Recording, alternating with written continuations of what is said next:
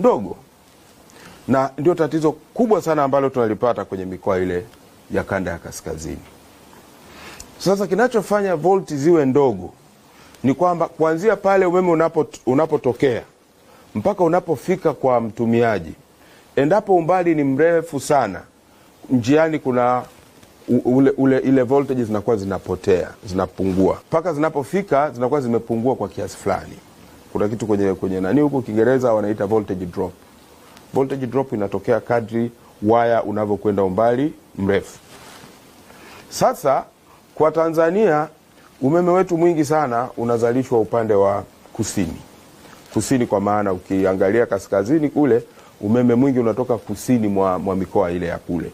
Umeme mwingi unatoka Dar es Salaam, unatoka mkoa wa Pwani kwa maana ya Rufiji, unatoka mkoa wa Morogoro, unatoka mkoa wa Iringa. Huko ndio umeme mwingi wa nchi unakotoka.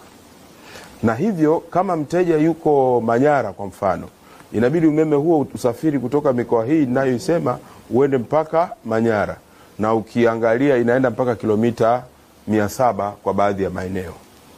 Kwa hiyo umeme unapofika pale voltage drop inakuwa imetokea njiani.